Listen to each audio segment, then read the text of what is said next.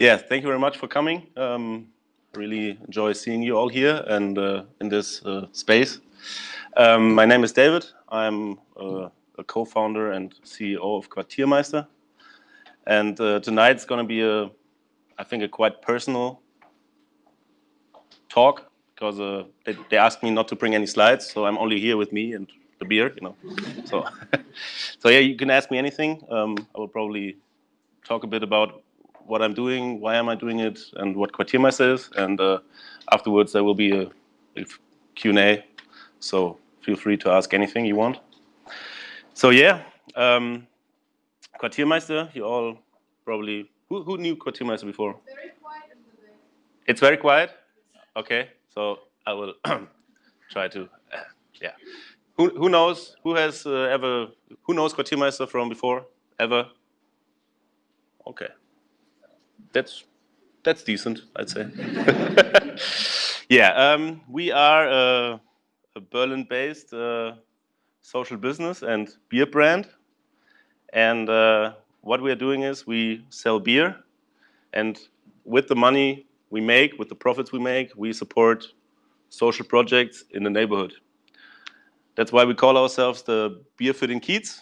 Kiez is a Berlin term for direct neighborhood, which means that you go to a bar, choose Quartiermeister, drink it with friends, have fun doing so, and you can go online while being in the bar, decide what projects you want to fund with the beer you just drank, and on the way back, on the way home, you probably even cross a project space, a project where you just put the money, or a project that has been funded from us earlier.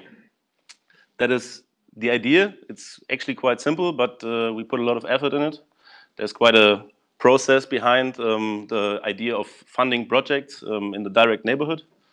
That's why we are not only an enterprise, we call ourselves social enterprise, but there is an enterprise and we are also an association, which is connected to the business, and they are the ones that are responsible for choosing the projects.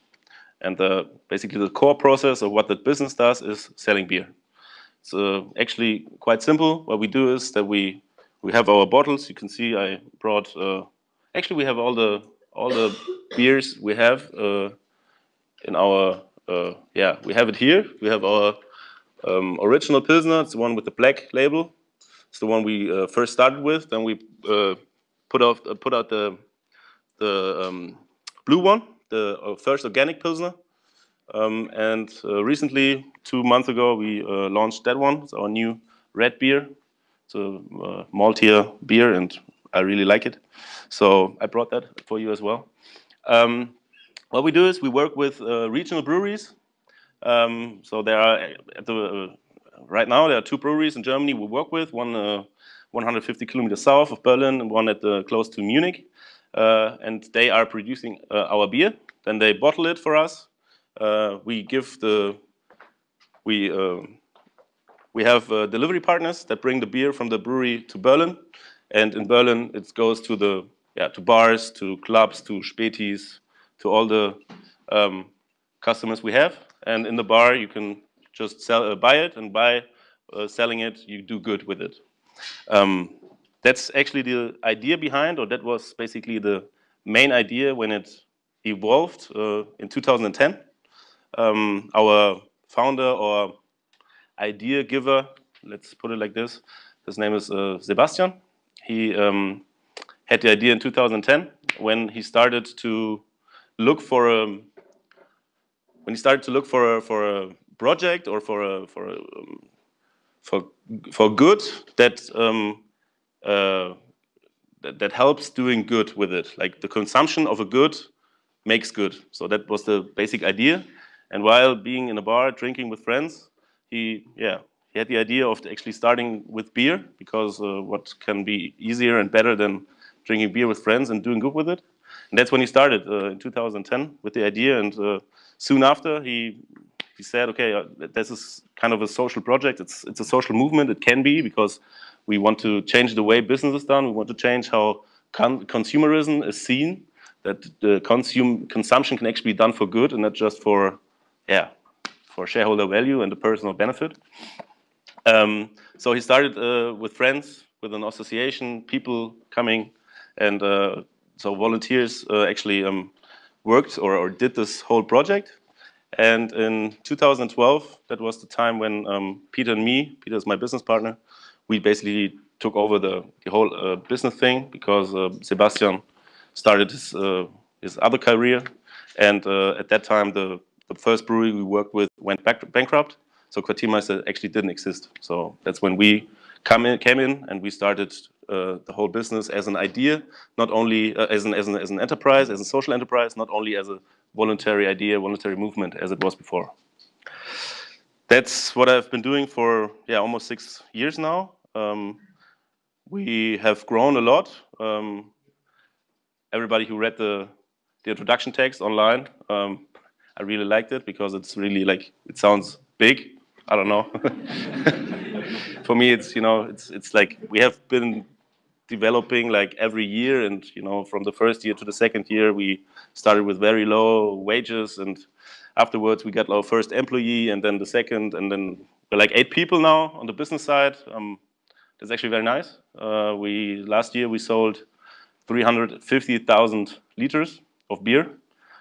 Sounds quite a lot compared to what is sold German-wide. It's still very small. Actually, it's so small.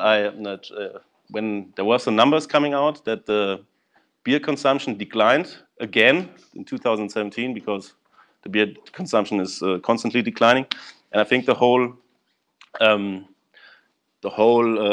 amount was 95 million hectoliter, so 100 liter, and I typed in and calculated how much we do. It's 0.0038% of that. So yeah, there's still a lot to go and there's still a lot to do, but yeah, at least we do something. And what we achieved is that we already gave away 100,000 euro to social projects. We funded already 80 projects with it in different regions, in different cities, in Berlin, Dresden, Leipzig, and also Munich. That's where we are, that's where we're working. And we are pretty proud of that, but yeah, there's more to come, and we want to develop further. And in the next 1, 2, 3 years, we hope to grow to an extent that we bring Quartiermeister to the whole state, to that everybody can drink Quartiermeister in Germany, and probably even above. So that's where we're going.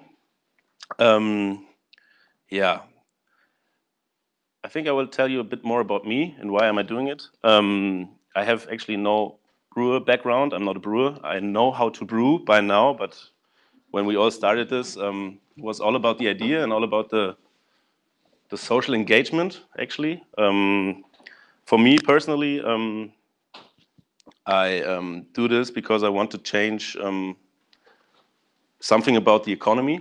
When I finished school, I didn't really know what to do, so I had this father of my former girlfriend at the time.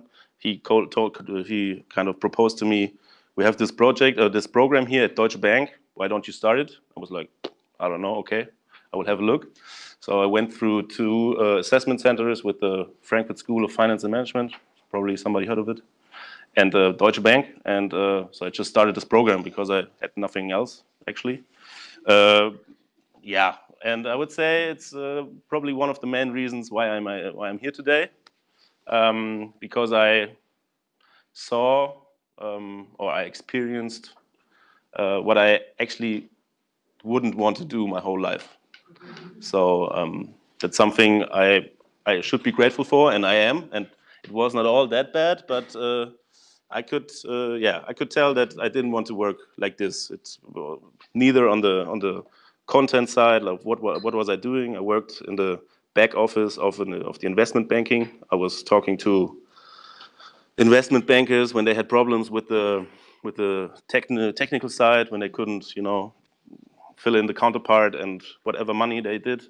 So I was working with them on the database side, on the technical side, and at some point I realized, okay, what am I doing here?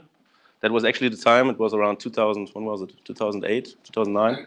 that was the time when Josef Ackermann still had this 25% return on investment, like when he had this idea return on capital, actually, not investment, but return on capital.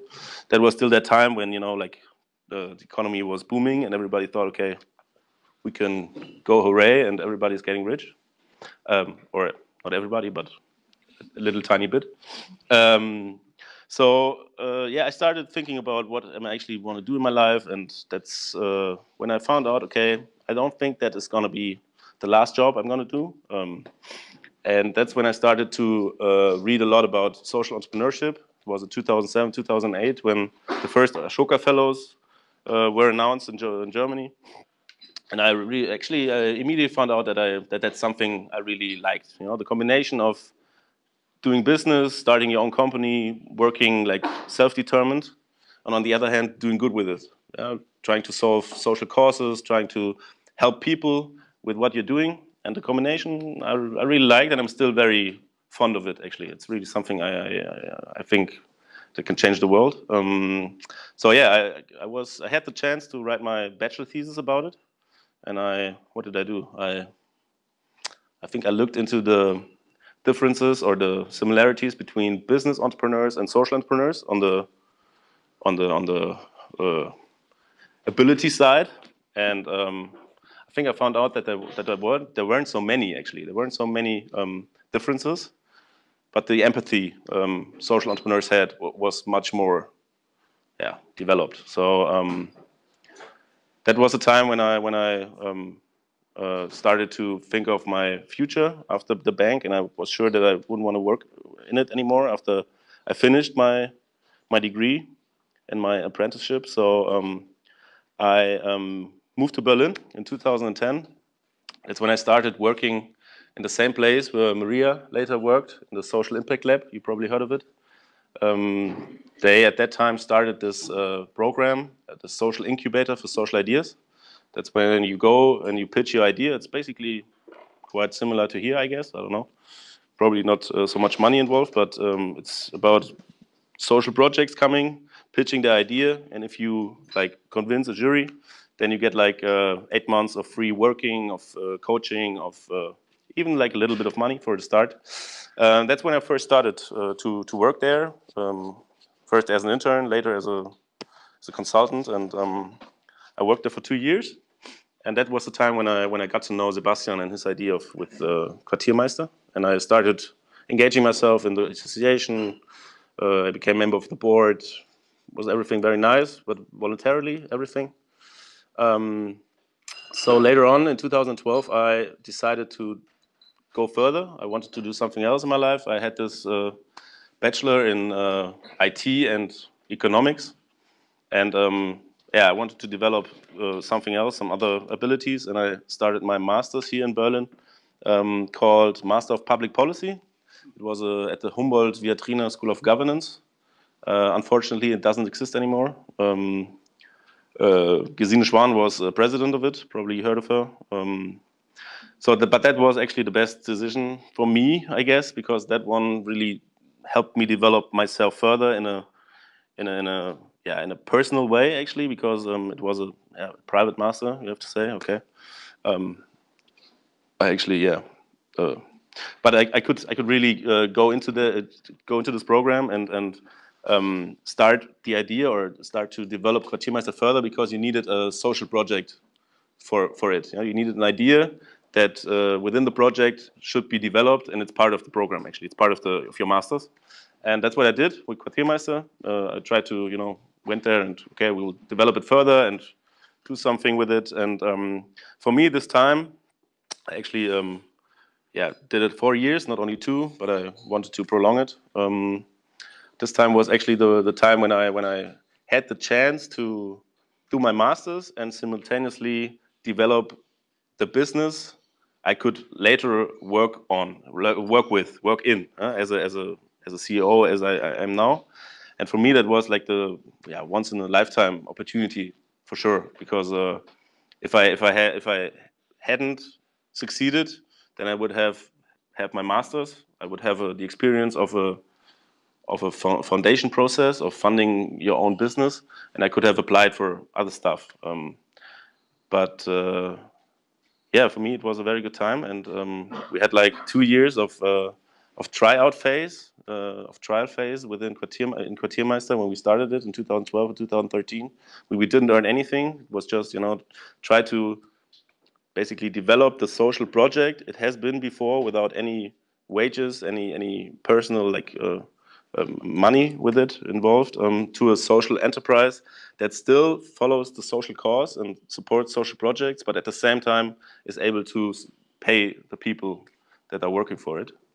And we were very lucky that we actually made it, and lucky and happy, and also, yeah, of course, we put a lot of effort in it, and it was still a tough time, but I really enjoyed the way we have gone so far, because at the one hand, I learned a lot about the whole beer market and sector and everything, and I can tell you it's a shitty sector. Don't ever start a beer business, because it's very, very hard and it's not easy.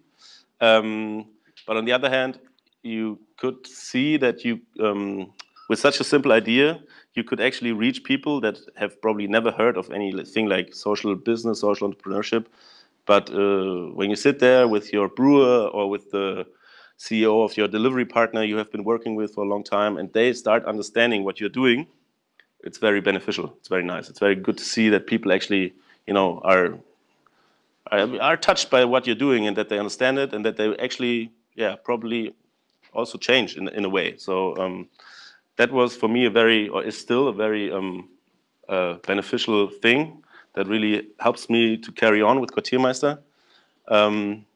And of course, the funding of the projects. These projects, they are very local. They get 1,000 euro at that time during the election process, and we have basically a two-sided process. On the first hand, we give away our profits every quarter. That means that the projects apply with a very easy application form. They tell us, okay, who are we, what do we want to do, and what do we need the money for?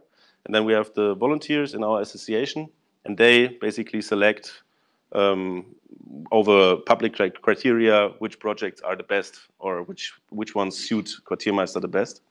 And then there's a very easy decision process, and those 8 projects that come to the next round, they go online towards an online poll to our homepage, and above them, you can decide. Everybody who's drinking Quartiermeister, everybody who doesn't drink Quartiermeister, just goes online, can decide which projects should be funded with the money they spend for Quartiermeister.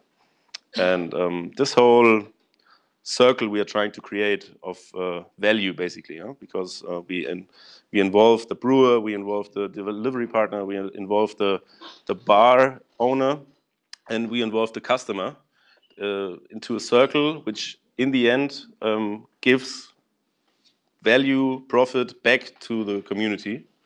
This is something we are really happy about, and that's something that's really like the unique thing about Quartiermeister, actually, because everything is happening here. Everybody can decide, and everybody can see what's actually happening.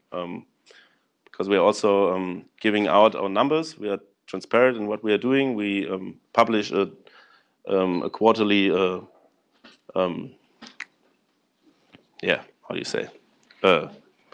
report, where we just present our numbers, and it's like, okay, we sold that amount of beer, we made that revenue, we made that loss. In total, it's that, and you can check whether it's valid or not. So for me, that's something that is quite important for the social sector in total. That's something the social sector is also probably lacking of, because some are not that transparent. Probably some are.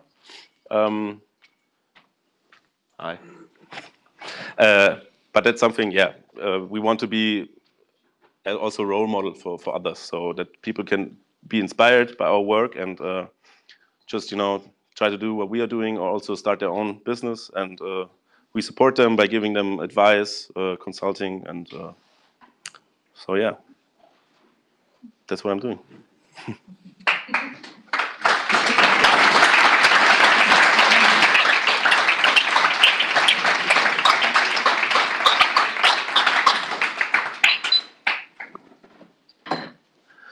Thank you very much. This has been a lot, I guess. A lot of information. I hope you, yeah, got what I was saying. If you want, feel free to ask any questions if you like. Yeah, about anything, please. Yeah, you just said about your business part and your social part, but you also started to engage politically, like the female version of it. Yes, we did. You can tell a bit more about the background and what you are doing in that sector? Very happily.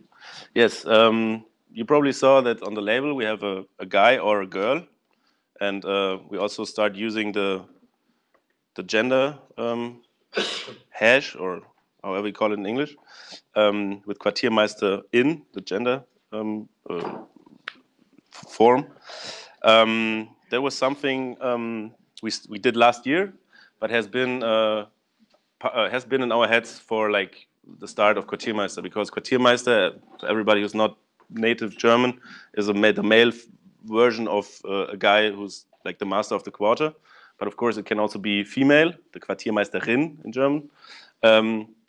So for us, we always wanted to publish the Quartiermeisterin, because for us, of course, why does it have to be male? Everybody drinks beer, everybody's supporting their neighborhood, so it can also be a female.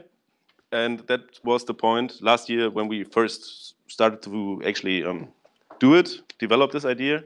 And that when we found out that actually gender and the whole discussion about gender in German society is a very sensitive one. And if we start this and not doing it right, it will be probably like shitty, like very bad, because you get a lot of bad reputation for doing it wrong, the wrong hand. So what we started actually to look, or to contact actually female groups, queer groups, feminist groups who have been working in this field of queer and sexist and anti-sexist advertisement. And we worked with Pink Stings, for example. They have been doing anti-sexist campaigns in advertising.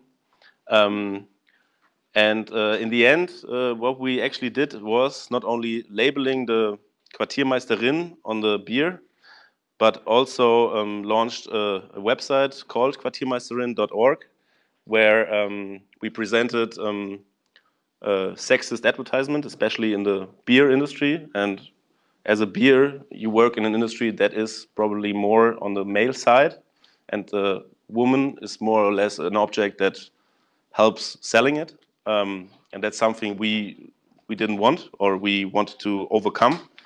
And that's why we tried to start this, kind of tell people or give information to people about this fact. Additionally, we gave away 2,500 euro of extra funding to a girl project in Neukölln, and they work with girls and young women to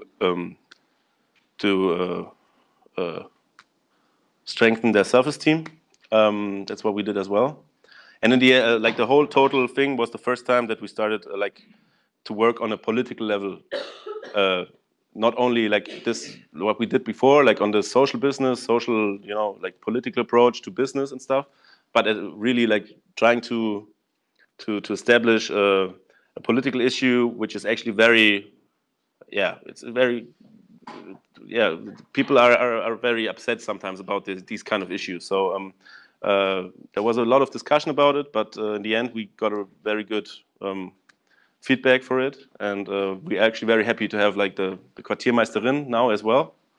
And I think we're able to kind of put a sign by doing so. So that's what we wanted to do.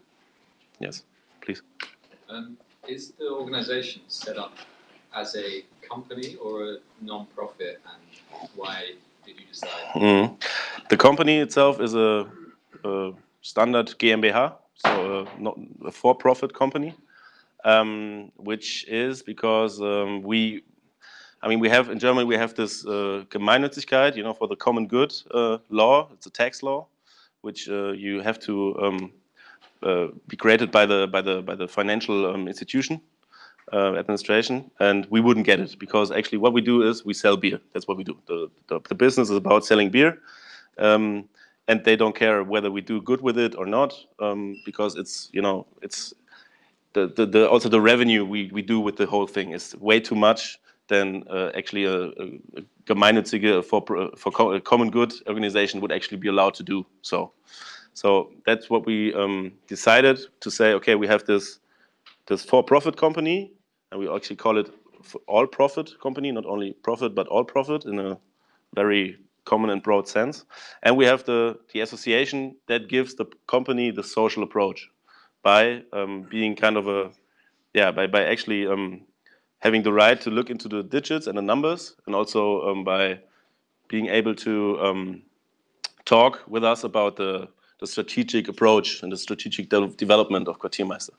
And additionally, they are the ones that decide where the money is, where the profit is going. And what we do is we present, like every year, at the end of the year, we just did it for 2018. We sit together with the board of the association. We sit together, we present the digits we did, like last year, revenue loss, and we have the forecast for this year. And we tell them, okay, we expect to have a revenue of this, we expect to sell that amount of beer, and we give away 10 cents per liter, per sold liter. That's what we give basically to the association, and they can decide what projects are funded with it. Yes. Well, you have basically created a blueprint for every other industry that could apply what you're doing. So are you thinking about going into different fields once you've drank enough beer, maybe? Once I'm tired of it, yes. Go into food or whatever, or is it more that you say, and you mentioned it, do consulting for companies who may want to have a certain local footprint? Yeah, it's a very good question. Actually, it's something I'm thinking about as well. How can we develop further, and what can Quartiermeister be in, I don't know, 10 years? That's the point. We could be basically anything. Any consumption product could be like Quartiermeister, you know? The thing is, there are already a lot of good products on the market, you know, like also other beverages, which is basically the easiest, would be the easiest to do. There are already a lot of them, you know. Probably you heard of Viva Con Aqua, Lemonade, Ostmost, Premium. Those are ones we also work with because we are, you know, we engage together for like changing the market. And we wouldn't probably start like an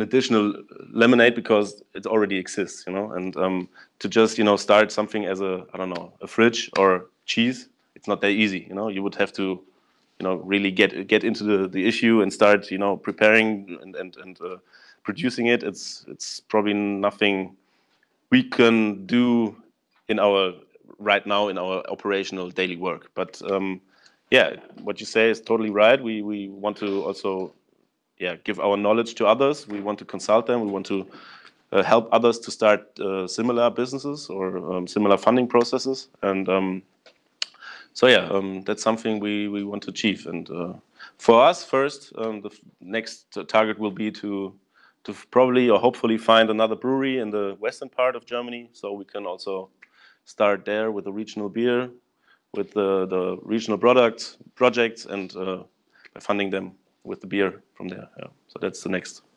thing for the expansion. Yes? You mentioned this earlier, but what's the greatest challenge you face in the current German economy? In the current German, sorry? Economy. Economy? Yeah. Like in total or for us? Both, either your choice. So today, the GroKo, you know, Große Koalition, well, just leave it like that. Let's not talk about it. For us, I think public affairs is still like the most, or what public affairs? People still don't know us. I mean, I'm honestly, I'm really surprised that so many people came here today, because I thought, okay, I mean, Quartiermeister exists for 6-7 years now. Who would actually want to hear what I'm saying? Because it's, you know, it's not that innovative anymore and that new. But yeah, obviously, it's still kind of interesting. But that's something we actually want to work on. You know, that it's a very small way to go to decide whether you want to do marketing want to, you know, want people to know about you, about your project, which is on the one hand, of course, yeah, needed, because the more beer we sell, the more projects get funded. You know, it's actually that easy. On the other hand, the more marketing, the more the more money we spend for marketing, the less projects we can fund. So it's a daily hassle, basically. But yeah, please. Sorry, coming. On that note, has your company thought of doing product placement or sponsorship in film or television projects as a way of getting recognition for your brand? No, we wouldn't want to do that. You wouldn't do that? No, I mean, I would say, okay, it depends, but you know, like broadcasting or like bigger like in the public on walls or something. Probably not. I mean, yeah, I can't say no, like total no, but right now we even don't have the money to do so. So that's something also we have to think about it. Huh? But if there was somebody like offering us, hey guys, you can have like, I don't know, I will make a 1 minute TV clip for you and you will be on the television from, I don't know, then probably would say yes if we have the feeling that it's actually, that it's properly done, you know. So, yeah. Yes, please. Yeah, I have a twofold question. Please. First one is, do you run your company a different way? I mean, is there anything distinct about a social enterprise when it comes to the way you run or manage your company? The second one is, beer is like a resource-intensive business, right? Based on water, like, are you applying these sort of circular economy principles? I mean, are you upcycling anything? You know, like making your carbon footprint a little smaller somehow? Regarding your first question, I would say on an operational basis, you probably don't feel that we are social in the way we work. Of course, I mean, for us, issues like new work, as you call it, you know, like working with friends, colleagues, you know, is of course something that is very important to us. The way we work together, the atmosphere we create in the office, I mean, that's really something that is different, of course. But that's not nothing that is only for social businesses. But of course, it's a very important issue for us. When it comes to sales, what is probably most important for us as well, of course, we think of partners we actually want to engage with. You can probably think of a black list, a white list, and a gray list. So the white ones, the ones on the white list, are the customers, the consumers we want to work with. We actually approach by ourselves, tell them, okay, can we do like a partnership or whatever. The ones on the black list are the ones we don't want to work with. So we would deny them, even as customers, when they approach us. The thing is, we are existing in the market, so everybody could just, you know, call one of our delivery partners and tell them, please deliver me 2 boxes of Quartiermeister, and we couldn't really, sometimes we even don't know. So, so we couldn't really, deny it for others. So that's nothing we can always do. But and those on the gray lists, I would say they're customers, like everyday customers, which is good that they sell our beer. But it's nothing like special between us, no partnership or no engagement. So the second question was If you're applying circular economy principles in your upcycling. to upcycling, yes. Actually, what we did is 2 years ago I went through the process of having Quartiermeister.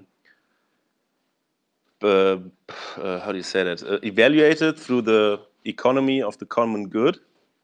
And it's a different approach to economy, which doesn't see monetary profit as the top goal, but the common good. So it's probably heard of it, Gemeinwohlökonomie for Germans. It's a movement that was founded by Christian Felber in 2010 in Austria. And he basically developed a matrix out of 53 indicators that you could apply to any business that is that is there. That's existing. And what is so what's actually so fancy about it is that you that is actually really applicable to anything, because it just uses the stakeholders of any company, and every company has customers, every company has production, every company has employees, every company has consumers, everything. And with it on the top list, you have the common values that are based in society, like social value, you have ecological value, you have democracy and participation. Like there are five values that are basically used, and within the metrics you have like 53 factors or indicators that are used for every stakeholder in that field. So what you can do is you can apply this metrics to any company, and for example, there's a question: what's the wage ratio between the lowest paid wage and the highest? And then they are quite normative about it. They give you like a scale, and you can earn from 0 to 100%. And if there's, I think, a 1 to 4 ratio, you get like 80%. And if there's a 1 to 50 ratio, you get 0%. And that's something you could basically ask yourself, like in any company. And that's for us, when we did it, it was a very interesting tool, an very interesting process, because for the first time we had like an external view on our principles, on our work, what we didn't have before. We just, we developed Quartiermeister out of our own intrinsic motivation on how we actually want to have a business, on how we would develop a business in the in the most perfect way, possible way. And they basically gave us, the idea of that we've been doing quite well that far. So that's something we use. You're welcome. Yes, please. Thanks for the talk. I understand as a social entrepreneur, you're driven by different incentives than a regular startup. But would you ever consider an exit? So if a big brewer comes around and says, "Hey, I'll bring you into every supermarket," and this could potentially provide a big boost, but you would have to give it away. You don't know how they would run the social projects. Maybe they would just use it as a marketing tool to say, "Hey, we're so cool." Like, I mean, innocent smoothies were bought by Coca-Cola, right? Yeah, sure. So would you ever consider that? No. So not by myself. If this was the decision of everybody involved, that means the association, the founders, the team, then we'll probably do it, because we would probably follow a higher vision or a higher idea of spending the money we made by exiting. But right now, right here, I could tell you no, I wouldn't consider it. One thing about it is we don't have any investors. We never had any money from the outside. We always did it with our own cash flow, the whole growth. Of course, that's why it's not that fast as probably it could be. But for us, the value-driven growth is more important than the explosive growth with the investments. And do you have any role models? Like Role models? Like Ben & Jerry's or Innocent? Yeah, too bad Ben & Jerry's was also bought by Unilever. So. Yeah, I know, but I mean, I don't know. I mean, no, I wouldn't say. For me, it's actually what you said, that so many companies are being bought by others, and especially also the good ones. The ones that have a vision, or have a cause, have a social approach. For me, it's always a bit sad to see. On the one hand, on the other hand, I could totally understand it. Because it's not easy to do what I'm doing. I mean, I don't have the hardest job ever, but the pressure that is there, and also the need of fulfilling different values, not only a business value but also a social value, is probably higher than in a for-profit company. So that's something I have to think about, whether I could actually do it for my whole life, like on a personal level, whether I'm capable of doing so. I don't know. I can't answer that at the moment. So, thanks. You're welcome. Yes, please. Can you give a couple of examples of projects you support? Sure. where we supported a lot of anti-racism projects, like the Festival Against Racism, for example. When in 2015 refugees came here, a lot of refugee projects were supported, like German courses, German courses. We supported a lot of educational projects, mentoring stuff that are happening right in our neighborhood, which means that people from low income families come together with students and they help each other with homework and stuff. So these are projects we fund, and those are very like small grassroots movements. And with the money we give them, they mostly pay either for rooms or for staff or for materials they need for their own good. Yeah. Yes. Yeah, similar to this guy's question actually around, Please. I guess, the exiting from the business, but also what's the difference in terms of corporate social responsibility programs? So if that delivered greater scale, could you apply your model, say, to a big brewery who said, hey, I like this, what these guys are doing, but we could put in 100 million euros a year for these projects and apply your model? Would that be something that you would consider doing, as opposed to expanding your brand, which would obviously be slower than partnering with someone else? Yeah, it's a tough question. Huh? It's a tough decision. I mean, of course, impact driven by. If you look at impact, of course, it would be better if we were bigger, if we had more money to work with, if we could grow faster and further. On the other hand, it's always a question about values, huh? Whether you lose your identity, your values when you grow too fast, when you bring in people that probably don't share the same vision, when you have investors that probably look more after the money than the values and the social cause. At the moment, we have strongly decided for the value part, for the value growing part. But it's also, before, when we started in 2010, it has always only be about the idea, the concept, about maybe somehow supporting social projects.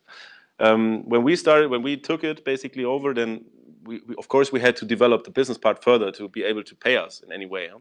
So of course the sales is getting more and more important, but if you are actually working in sales, operative daily, it's very easy that you lose the vision of actually what you want to do, because you have, like, I don't know, 10 people you meet every day, and then you talk about what you want to sell them actually, and sometimes you don't talk about the vision because you lose it, or you don't lose it, but sometimes it's not important for your counterpart. And we are talking a lot about this. How can we actually connect our vision to our daily business? How can we persuade people we meet out there who have never heard of anything like this, of what we are doing, and not only, selling beer and, or can you give me a deal, or can you be cheaper than them, or can I get a fridge from you because I have a fridge from, I don't know, Pilsner Urquell. So that's the daily business, and of course it's tough to work against this, because as I said, the beer market is already very, it's bad. There are giant corporations that own a lot of the money, the whole production of the market, and it's very tough to work against them, because they basically they floated the market with money, and so everybody's actually used of getting something for free, which does not at all fit within or match within our concept. So yeah, I hope I answered your question. Yeah. Yeah. Okay. It's interesting is the thing of values versus the operational side of the business, and whether you can scale up faster with one model or the other to reach your impact goals, rather than Right. daily Definitely. which is difficult in a tough market. Yeah. Exactly. Yeah. Please. What sort of advertisement do you do? Well, we are on Facebook. I always want to say that. well, that's the point. I mean, what we're doing, you know, when we're trying to do advertisement in a I don't know, cool way. You know, when we published the Quartiermeisterin, of course, many newspapers wrote about it, many blogs wrote about it because it's something new, and we could also, you know, transport like a message with it, a good message with our cause. So that's something actually which is good marketing. You know, what we don't do is we take money we don't have for doing like a TV spot on the, I don't know, public television. That's something we don't do. What is also a good marketing tool for us is our funding process, because the projects involved, of course, they asked their own community for their votes. So people come to our website, they see what are they doing, and probably they know about they learn about Quartiermeister. So that's something which is also going on and happening and good for us. Yes. Please. How did you finance yourself in the beginning? Because you said you didn't earn money in the beginning, but did you live out of savings or? Yes, when I worked at Deutsche Bank, I could put something on the side, and yeah, of course, I had always the how do you say that? I was very lucky, I would say, that my parents always supported me. So that's something I'm very grateful for, and I know that it's not how do you say that? It's nothing natural or you know what I mean. So that's something I always experienced, and that's really nice. And but I know that it's hard for others, you know, to start like this and to do the whole thing like bootstrapping, you know, investors and stuff. So yeah, it's not something like on the same. Huh? Deutsche Bank. Deutsche Bank, yes. They helped me a lot. Thank you again. Yeah. Yes. Just one question in regards to your motivation. I mean, you must have a certain vision to how what you do is supposed to impact maybe the way we see our economy, how we do business. What's your idea? Yeah, it's actually that. I mean, when I worked for Deutsche Bank, and I mean, I would say I'm a politically interested person, and I see how the economy is running, not only in Germany but on a global scale. Yeah, I mean, I'm not telling you anything like secret that it doesn't look that good, I would say. So for me, it was something. Okay, I had to consider whether it's possible to actually change something about it. Whether we could probably, you know, come back from this 25% ROI, or the whole the whole Volkswagen diesel stuff that is happening. You know, I mean, it's happening for a reason, and it's happening because of the system. And so for me, we're trying to establish alternatives that give people the opportunity to consume in a better way, because people will consume, they will always consume. Like the whole thing about denial of consumption, you know, stop consuming, it will never work. I'm totally sure about that. For me, people will change, or for the better, if they have the opportunity to decide for a different product, which doesn't hurt themselves in a way, which is not shitty, which doesn't cost more, and which basically puts them in the same position as before. Then they would probably decide for a better product, and that's what I'm trying to produce to establish. You know, that we want to establish an alternative product which has a social cause, and people can decide, and it doesn't cost more. It's not bad. It looks cool, and you feel good doing so. And that's, I think, the only way of how you can change like consumption habits. And so yeah, that's what we want to establish. That we want to, you know, change also the way business is actually done. That it's not only about profit, but it can also be about all profit for everybody, human nature, and that you bring that together. And that's something I'm actually very motivated about it. Please. If you're not offering money or refrigerators, Yes. what do you think your clients, why are they selling your beer? Well, there are people out there who are also, having the same thoughts that we do, and of course, for us, that's nice and easy, or easier. It's not easy. For example, one of our biggest clients is the SO36. You probably heard of it. It's a club a punk club at Oranienstraße.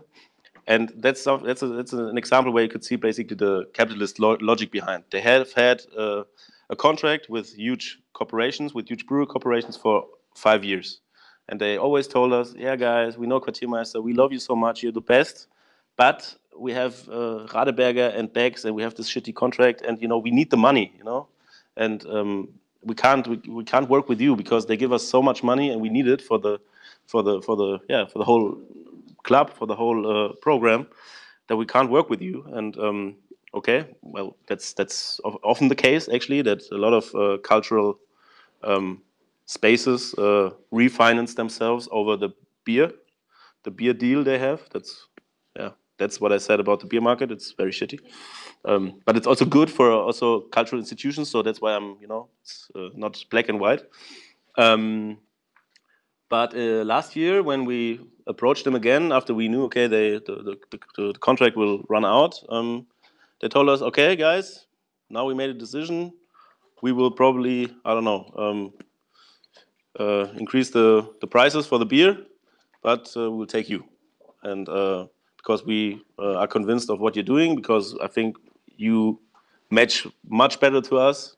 You fit much better to the idea of the club and the whole idea of the scene than industrial beers, and that was the moment when we basically had success in that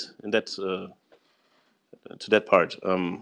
But of course, it's not always like that. So we were lucky. Yeah. And sorry, you had that question, yes.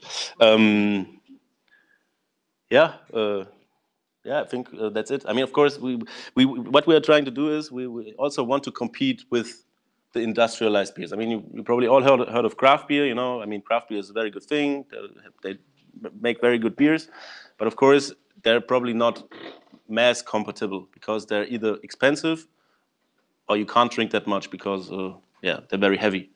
And for the whole industry, for the whole also club and tourism industry, it's very important that the beer has on the one hand a good price for them. Price is the most sensitive thing, and on the other hand also a good drinkability. Because if you are in a club and you only drink one beer because afterwards you're already full, then they don't make any revenue with it. So that's why we still work with our first beer, which is it's a very good pilsner, but it's, I would say, nothing fancy, as you would put it in the craft beer sense. But with this, we can actually, we can compete with industrial beers on the price side and also on the drinkability side. Let's put it like this, and that's also important for us and also for many customers. So will we ever see a pale ale from Quartiermeister? Yeah, maybe one day. If it has become a standard, probably yes, there will be, but it takes some time. Yeah. Said to work with other breweries or companies together? Yes. Do you know somebody's doing the same? As a beer product, a beer brand, there's one big pioneer in this field. Everybody is actually looking very honored or honorable at them. They're called Premium. Probably, who has heard of Premium before? Premium Cola. It's actually their most common product. Those are guys that are trying actually to hack the economy, and they have established a whole new operating system, and they do stuff like like a anti-Rückvergütung, which means that people who buy less amounts of beer, they pay less than people who buy more, which is no, on a economical understanding, it's totally crazy. But they try to do that because they think, okay, people who buy more beer, they have more money, so they can pay more. Yeah, that's something they do, and they have been on the market for 15 years now. And Uwe Lübbermann, he's very famous for like the whole post-growth economy movement and this whole thing, which is very impressive. For us, it's a bit too far out of the system. We actually want to be more like a social business, like that uses both sides. So. And another one is probably Drink for Peace. They have been quite new as well. They work with brewers from conflict regions. They bring them together. For example, their first beer, they work together with a Serbian, a Croatian, and I think those two, and probably even a Bosnian. And those three, they basically produce a beer for them. They sell it in Germany, and with some money, like with some profit, they support the idea of bringing peace to the region. So there are not that many. Second question, do you see a change in that social business is more accepted than 5 years ago? Do you see a change? Definitely, yeah, because there are more products, there are more companies, there are more brands. Yeah, as well. And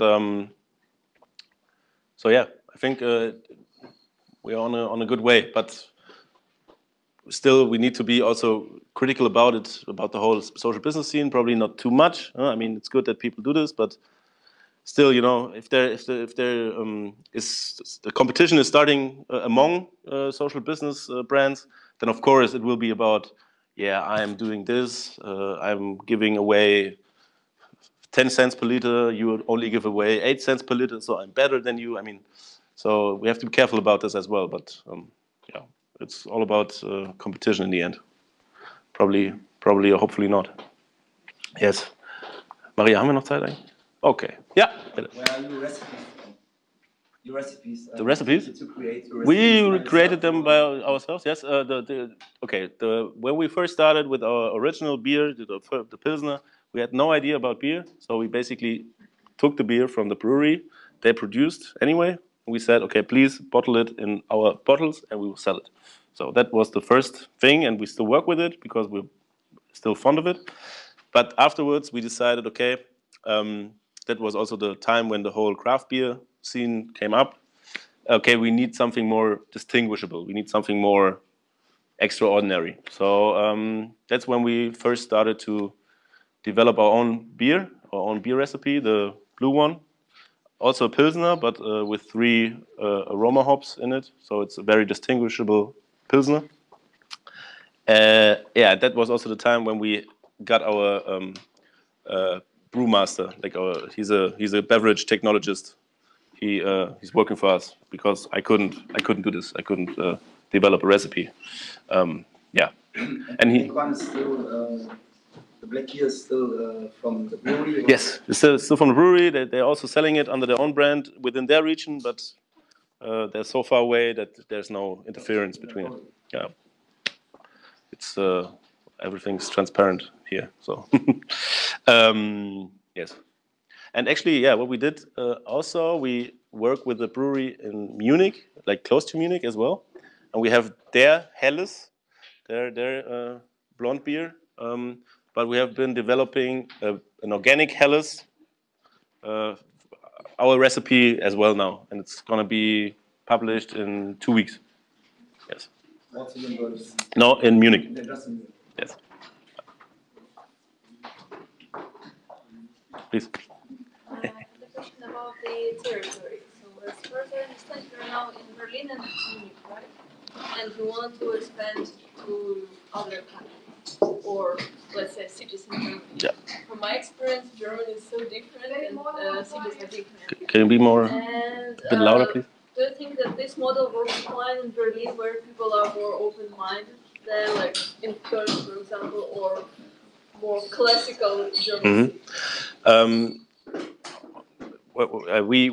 We do not only work in Berlin, but we work in the entire eastern region with this one brewery. So we are also already in Dresden, in Leipzig, also in other like smaller cities like Chemnitz, Halle, Jena. So that's what we do as well.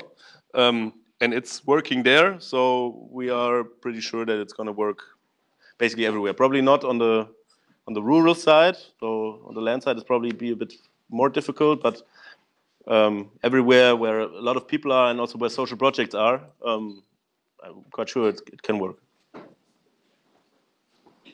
Yes, please. So, I had a question about the logo. Yes, please. Is he somebody famous that I don't recognize? Or? This question is always coming.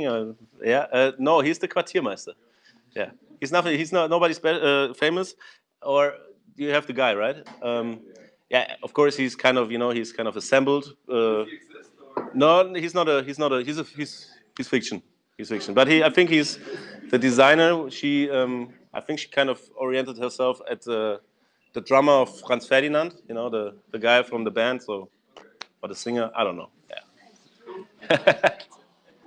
Okay, let's have one last question. One last question. Okay, you're the one. You're the chosen one. Aspect of decision making. How do you decide which project's going to be supported? Yes. Like, is it only the community, or is there a jury to? Do you have problems with bank accounts, for example? Do you have problem with engagement? Mm-hmm.